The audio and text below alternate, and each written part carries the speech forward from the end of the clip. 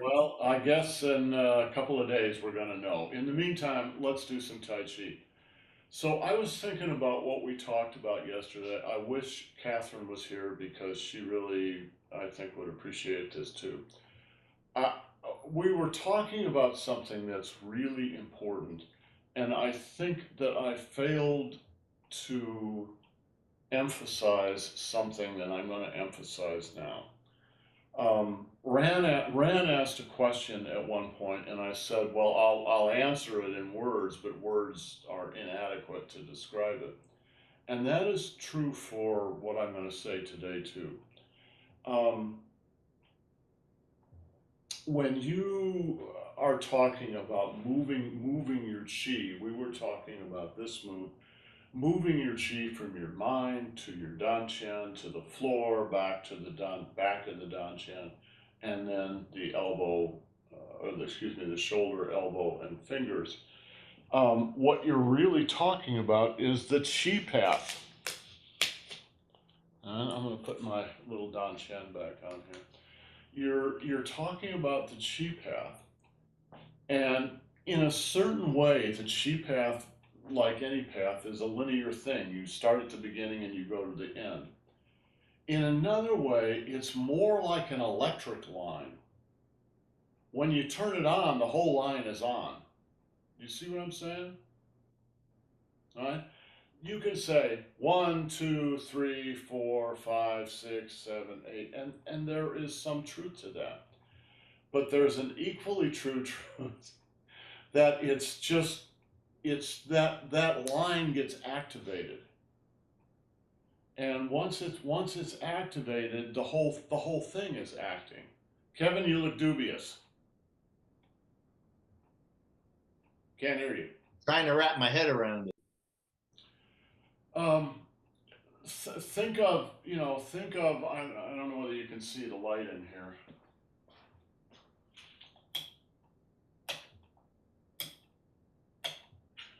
When I flip that switch, the whole thing happens. It happens all at once, immediately. And there's a lot of the advantage to looking at it that way is to understand this is not a bunch of separate things in a row. It's just one thing. The chi path is one thing. Just like you can look at your body. There's hands, there's feet, there's knees, there's torso, there's head, there's eyes, there's ears, there's toes, right? Or you can look at it and go, there's one body. If you fail to understand that you are one body and you just identify with all these different parts, you're selling yourself short. Even though being aware of all the parts is an interesting awareness, and it's an important awareness to be aware of your knee or aware of your lower back and all those things. But there's another thing, and this is especially true in athletics. You don't. How many of you have watched? There she is. Hi, sweetheart. Wow, you are growing up, and do you look like daddy? You are daddy's girl. Hi. Hi.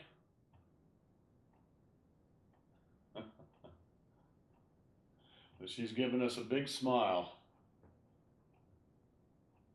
Hey, Yuri Salam. Hi.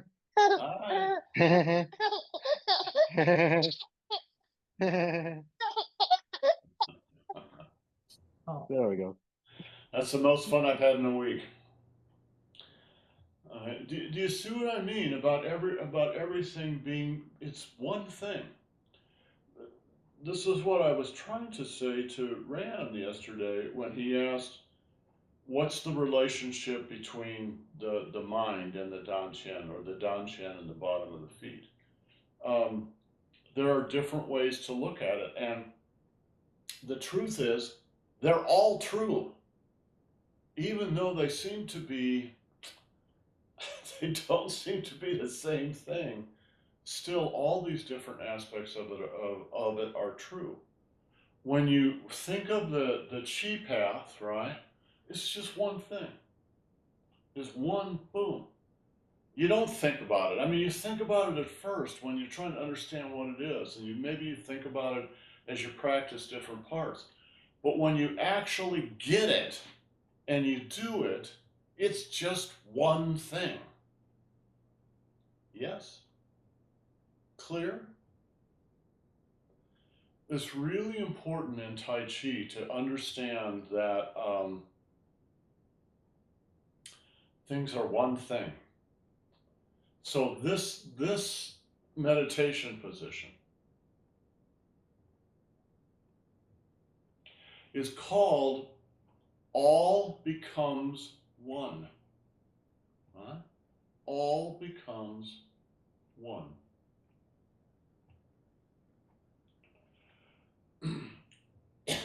It's probably the basic position in Tai Chi and Qigong.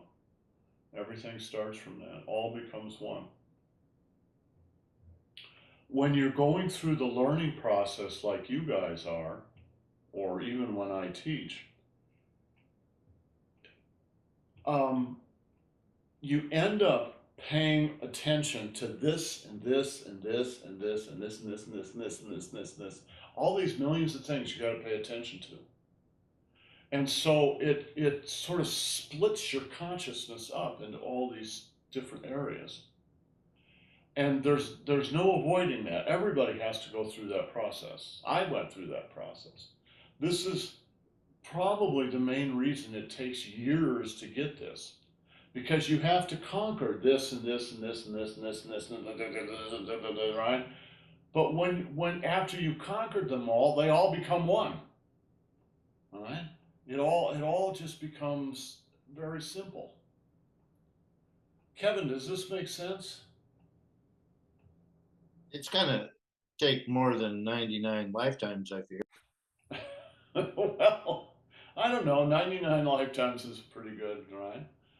So let's see, 70 years for the average life, although our lives are a little longer now. So let's say 80 years times 100 is 8,000 years. So I don't know, maybe you can get it in 8,000 years. I actually think this is true with any sport or craft. You have to develop a certain facility, and you talk about a master chef or a master painter or a master in Tai Chi. What do you mean by master? It means they've absorbed everything and made it their own. All right? I think this is Catherine. Maybe not. Could be Carlos. Anyway. Oh, it is Catherine. Good. I'm sorry, guys. I'm having like tons of technological problems, and I'm on my iPad, which is like really a small screen, but I really wanted to attend the class. So good. Okay. However, I'm saying really big things right now, so I'm not sure they're going to fit in your iPad, but we'll do the best we can. Right? So what I was saying is when you are a student, it's inevitable that you're going to be split up into a million different pieces, learning about the ground and learning about this and learning about these moves and learning about this and blah, blah, blah, blah, blah. You split up into a million different pieces. But the truth is, once you get it all, then it just becomes one simple thing. It's just one simple thing. And honestly, that's exactly what it feels like. And this is a way of explaining. Yesterday, we were talking about the chi path, from the mind to the dantian to the bottom of the foot. In this case, it was the right foot, right? back to the back of the dantian, the shoulder, the elbow, and the wrist, right? That's what I mean by splitting everything up into all these bits and pieces. And it's a way of explaining that particular principle, is a way of explaining, yes, it's true that it is a kind of path. Just like if I could say, well, I'm going to walk over here. Well, that's a path. And then I walk back. That's a path too, right? It's a linear sequence. But it's equally true that it's just one thing. The example that I was using was an electrical line in a house, right? An electrical wire. So watch.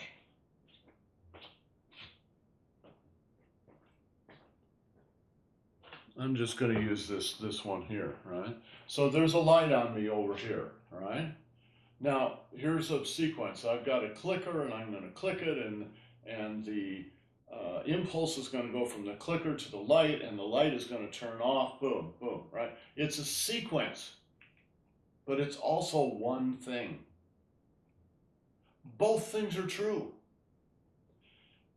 The reason that it seems complex isn't because of the phenomenon, it's because of the words we use to describe it. Our words are limited, and yet I have to use words to try to teach, and you have to use words to try to learn. So what I'm trying to express is when you practice, okay, at first you go, okay, I have this idea, I want to hit this guy. So I'm going to lower my chi to my dantian and then to the bottom of my foot. Now you can feel that in your body when you do it. It's like you feel like you're getting really heavy. Right? I'm getting really heavy on the bottom of that foot. And then I'm going to kind of bounce a little bit. You know, that heaviness goes down to the ground and it bounces back up. Right? And you catch that bounce and you lift it up in your body like it's a wave. Down, up, down, up. And then as it goes up, you direct it out to the end of your hand. Boom. Boom. Boom. You can feel that in your body, and you can feel it's making a certain circuit. There's a certain energy line through the body. Boom. And it's going to go 1, 2, 3, 4, 5, 6, 7, 8, right? Boom. That's true. But after you practice that for a while, so you feel like you really, okay, I get it, right? And you practice it more and more, what should happen for you is you stop thinking of it as 1, 2, 3, 4, 5, 6, 7. And you start just feeling it as one thing. It's like somebody flips a switch and the light goes on. Boom. You don't think about that sequence anymore. You don't need to. The sequence is in your body. Jill, does this make sense? Why, yes. Yes, it does. Well, that's excellent. Kevin. I don't know if any of you,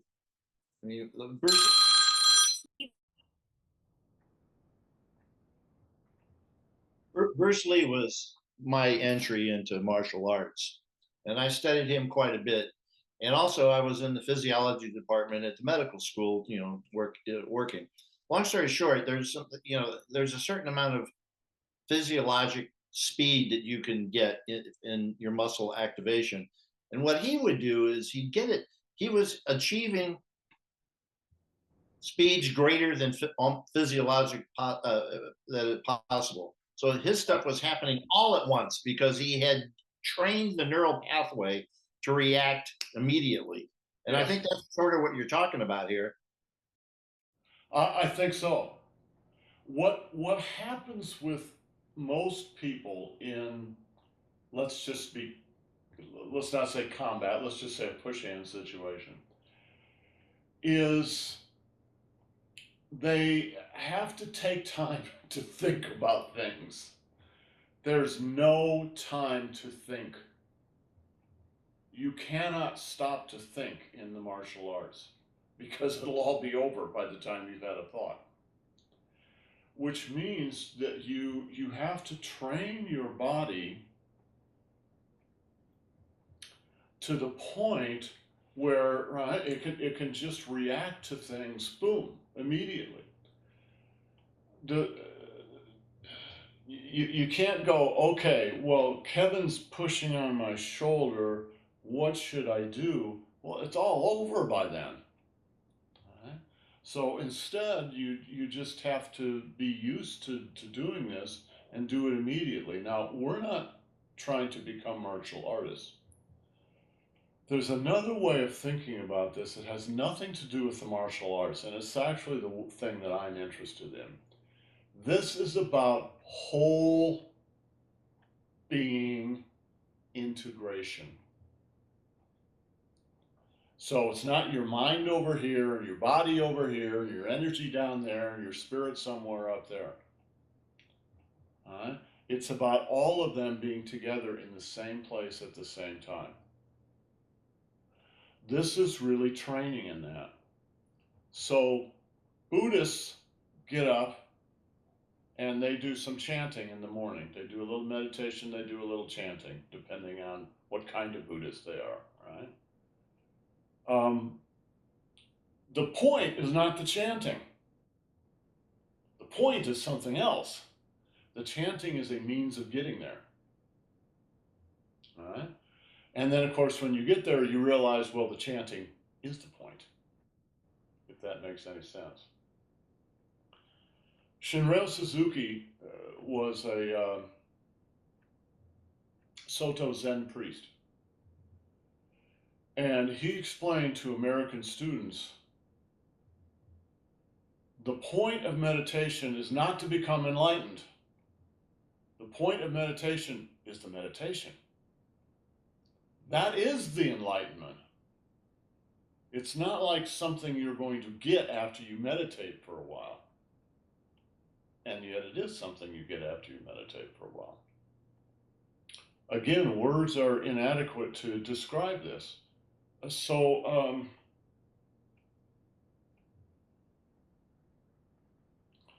you know, maybe the word maestro, right? What? That's a French word, I believe, right? So we happen to have a French student here. Catherine, how would you define maestro?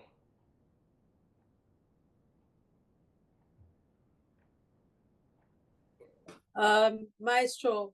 We don't say maestro. Maestro is Italian, but we say maître. Maître. A maître is someone who has mastered a craft or an art and who is above anyone else and who is able to teach others what he has mastered. Yeah. But he's really far on the path. I mean, like far away from anyone else. Farther along on the path. Yeah. Yes. Yeah, that's a good definition. Master, maestro. How did you say you're French? Maître, un maître. Maître. Un maître. Maître. M-A-I-T-R-E. Un maître. Wow. It would take me a long time to learn French. I'm just not used to that kind of pronunciation. Maître. But the thing that I'm trying to get across is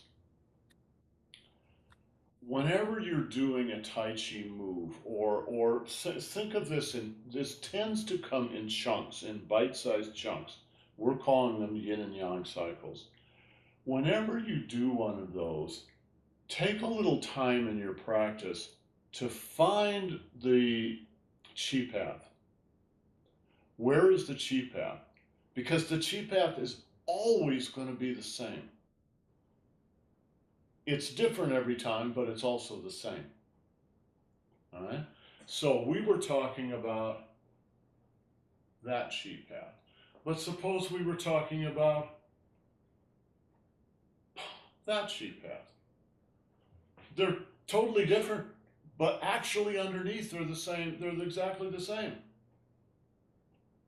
It always goes from your mind, your intention, to your dantian, to the ground, back to the dantian, and then usually out your hands. But it could be out your elbow, it could be out your shoulder, it could be out your hip, could be out any part of the body. It could be a kick. Doesn't matter where it exits. The basic idea is here, to the ground, to an exit. Right? When you are practicing, take a moment and look at what you're doing and figure out how that is working in that particular move. If you do that, you will begin to understand the Neigong. Neigong is composed of two words. Ne means inside.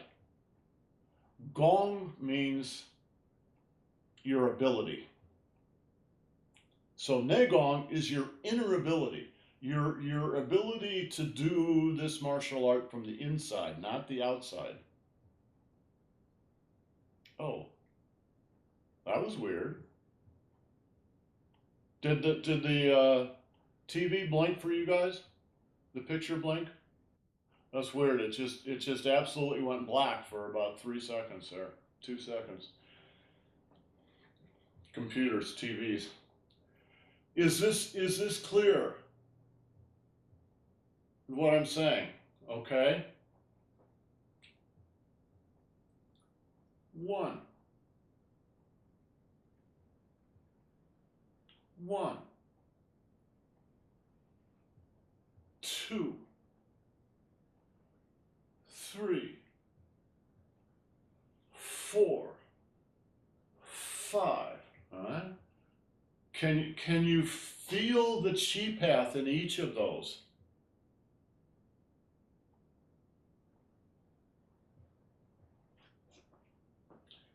One.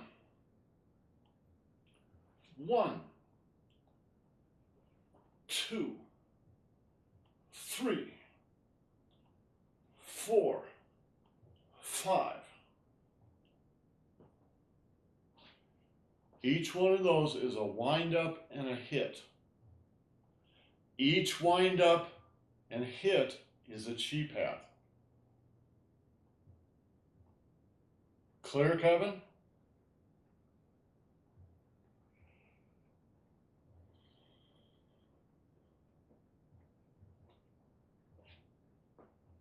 One, 2, 3, 4, 5, 6. Okay, now I'm going to have Catherine do the next bit of this move, right? I'll show you from here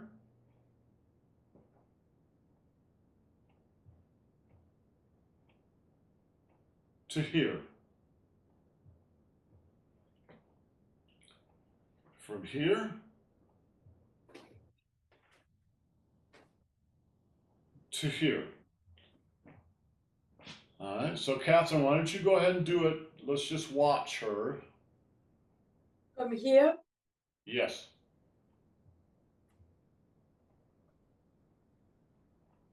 1,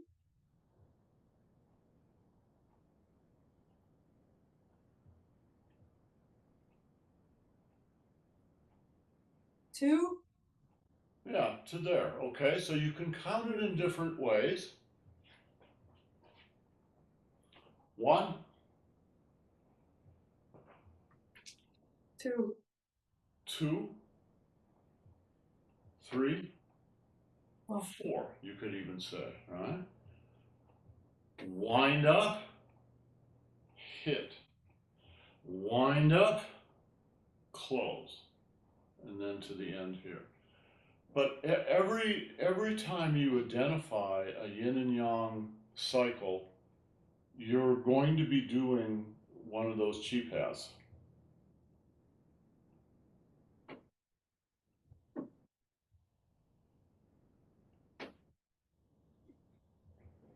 Okay, now remember, we're gonna go into this. We got about 20 minutes left here, so we're gonna go into this part of the move. When you make a circle, right? In this case, we're making a circle like this.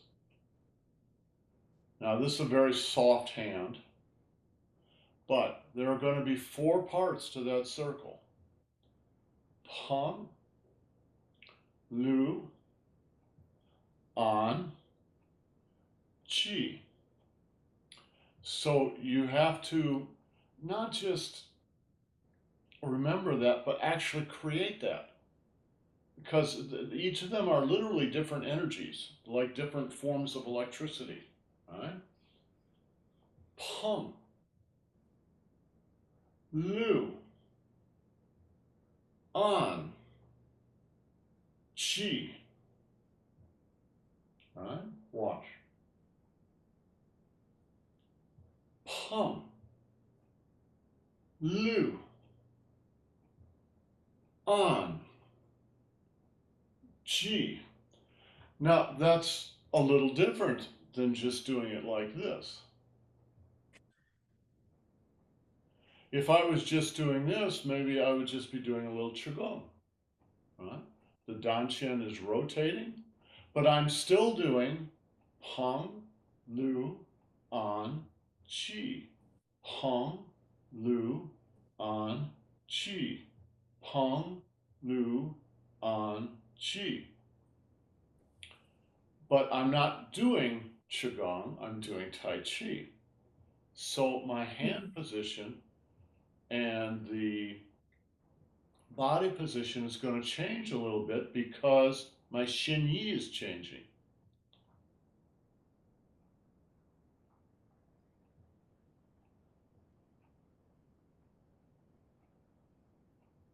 Peng,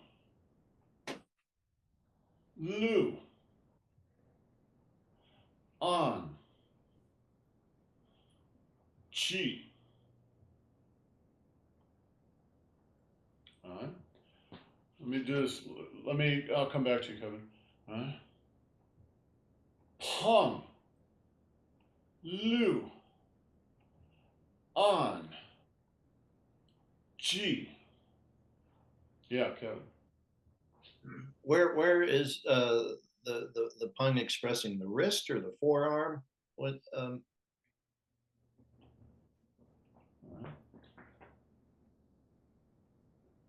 Peng. Why are my fingers so loose? The pung is in my wrist. My fingers are loose because if somebody grabs my hand, there's nothing there to grab. It's just empty. That's pung in the wrist. The pung could be in my hand, right? It could be like this. Now the pung is here, right? It could be in my elbow. Right? It could be in my shoulder. But in this case, it's in my wrist.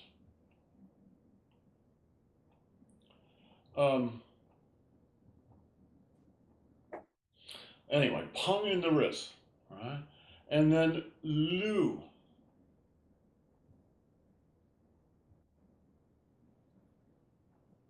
Now it's moved from my wrist to fill the palm of my hand and even my fingers. Pong, Lu. And you'll notice that my hand and my arm is right on my body. Whenever you are in a tight wrestling situation, don't wrestle with your arms out like this, because you'll break your shoulders. You wrestle with your arms in against your body. Pong, Lu. So my arm is like welded to my body, to my ribs. So anybody trying to move, see, Kevin's here, he's got hold of my hand like this. He's trying to do a china, a joint lock on me. That's why I work on keeping my fingers really loose, all right, relaxed. So I don't want to have to fight him just with muscles. I'm going to have to fight him with leverage, all right? Hung, all right? He grabs my hand, all right? Lou, Lou. That's the leverage. All right.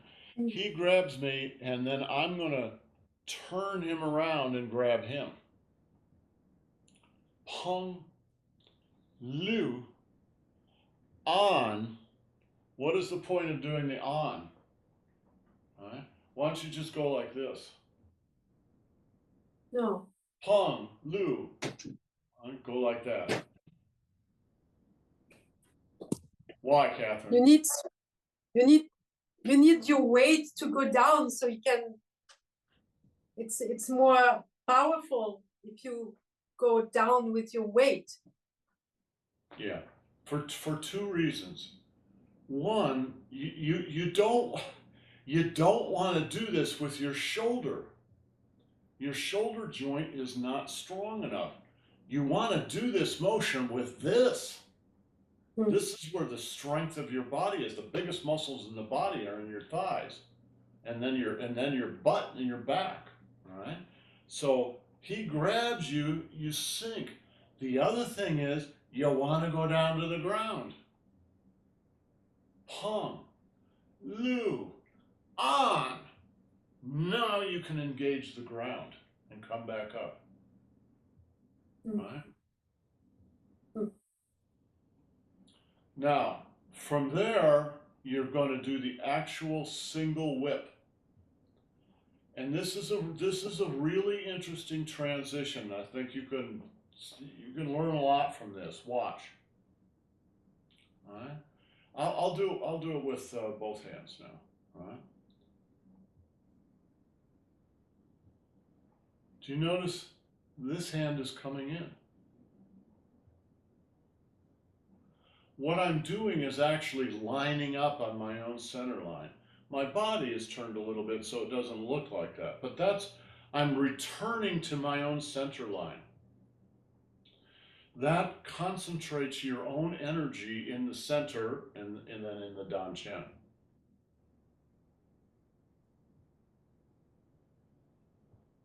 Pung. Lu.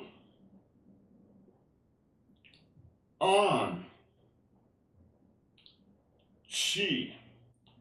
All right, when you do the on, you're sinking into the bottom of the left foot, and then the G comes out of the left foot. Now your weight is on the right foot, and that's the foot you use for the single whip. So first you're using the left foot, then you're using the right foot.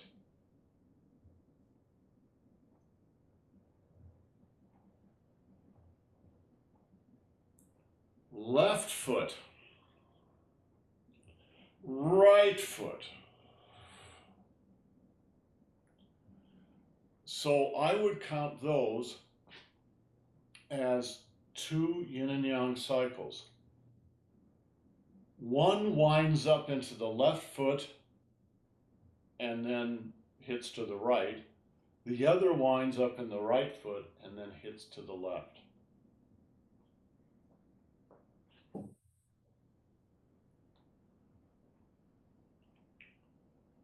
Left. Left and hit. And right and hit. Catherine, am I being clear? Yeah, you are. I'm not sure I can do this, but I'll try to do this the way Master Feng does it. At least when he was younger.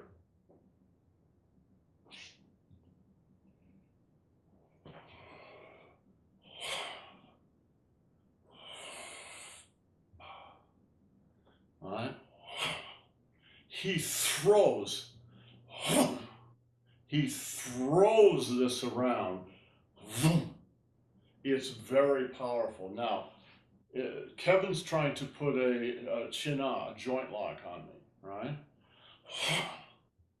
You use your whole body. It makes it very difficult to resist it because you've got to deal with the person's whole body weight. Okay, one more.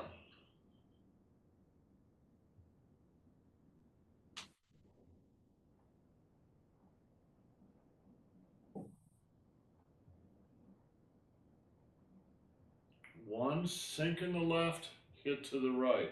Now, sink in the right, hit to the left.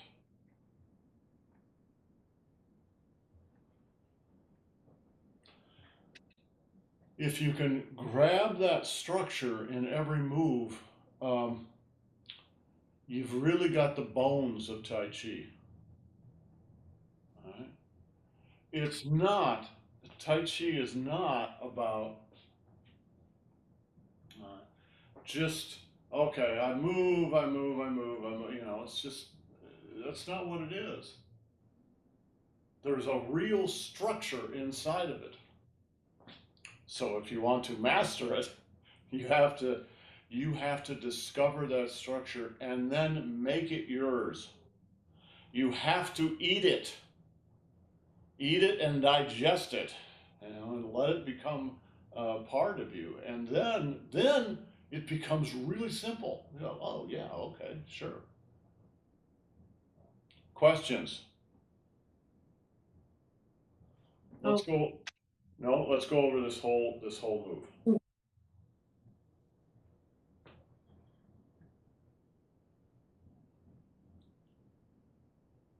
One,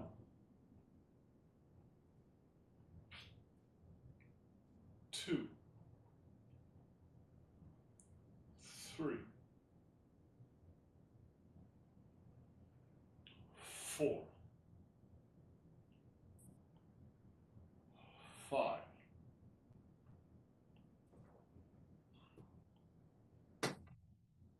six, seven. Seven's a good number, right? So the structure in this, you're going to be winding up 7 times, and you're going to be hitting 7 times. You're going to be touching the ground 7 times. Now, of course, you're always touching the ground. So what it means is you're consciously sinking.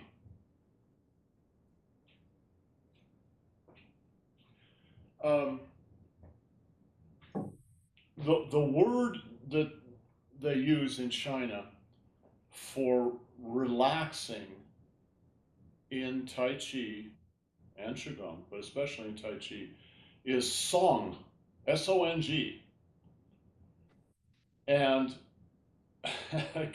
Kevin actually has it on his arm. I want to hold it up, Kevin, so I can see. That's the Chinese word song. Right? Song literally means to relax. So remember, we do Fang Song Gong.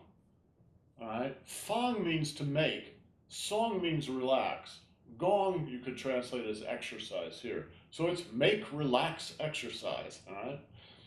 But when you say the word song in Tai Chi, it doesn't just mean relax. It means sink your chi. It means, so you might translate the word as sink or lower rather than relax when you're talking about Tai Chi. If you don't sink your chi, you lose your root and you lose your ability to use the ground reaction force.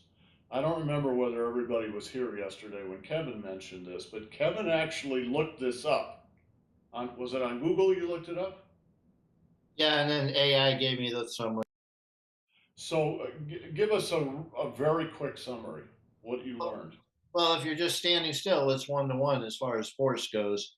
But if you go to walk it's 2 to 3 times the energy coming back up. And then if you run or jump, it's up to 5 to 10 times the energy put down. So what he was talking about is physics. It's not, has nothing to do with Tai Chi. But Tai Chi discovered this, and I'm sure many other sports have discovered it too, that there is a reaction force from the ground. It's just the way the world works. So if you're just standing there, there's no force. It's just the ground is one and you're one. There's nothing going on. If you start to walk, you think you're walking, but what you don't realize is the ground is providing energy underneath you, and it's 2 to 3 times what you put into the ground. When you do something a little more athletic, it can be up to 10 times more. So you want to engage the ground. What do you mean engage the ground? I mean, you want to put some energy in the ground. That's what sinking means. This is another thing that goes, look at Rand being a dad. This is another one of those things that's difficult to put into words. Because when you ask someone in China, where should you, if you're going to sink, if you're going to song, you're going to sink, where does it go? They'll say the Dan Xian. But they actually mean the ground. The Dan Xian and the ground are the same thing. This is another one of, are they separate? Yes. Are they the same thing? Yes. Both things are true. All right? Just get over it and realize that both things are true, even though they seem direct opposites to each other. So when you sink, all right, the final move of the form before, when you sink, sink, sink, sink, all the way into the ground, you can feel it. You can feel it's like, here's the bottom of your foot. It's like there are roots coming out of the bottom of your foot and growing into the ground. And then sink and bounce. Sink and bounce. Sink and bounce. If you miss the sink, you won't get the bounce. If you don't have the bounce,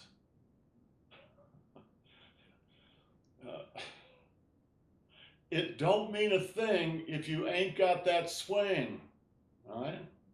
It's exactly the same. It don't mean a thing if you ain't got that swing, right? That bounce is what makes Tai Chi feel really, really good when you do it. Because think about what you're doing. Energy going down, energy coming up. Energy going down, energy coming up. When you're doing Qigong, it's just a very slow version. It's like slow eating or slow art, right? It's still the same thing. Down to the ground, back up. Down to the ground, back up. Down to the ground, down to the ground. Bounce, bounce, bounce, bounce. The energy is just going in and going out. It's like a bellows. It's just like breathing. This is the real internal rhythm of Tai Chi. It's not something you make up, it's something you find in the form, because it's like trying to find it in the score. Now, how many of you play piano or play some musical instrument? Right? All right, whether you do or don't, I'm sure you can imagine you you have to keep a certain rhythm, and the rhythm may change in the course of a piece that you're playing, but you need to understand where the rhythm is and what, or where you want the rhythm to be and what you want to do. It's not just random. It's highly structured, and it's exactly the same, right? It's exactly the same with this.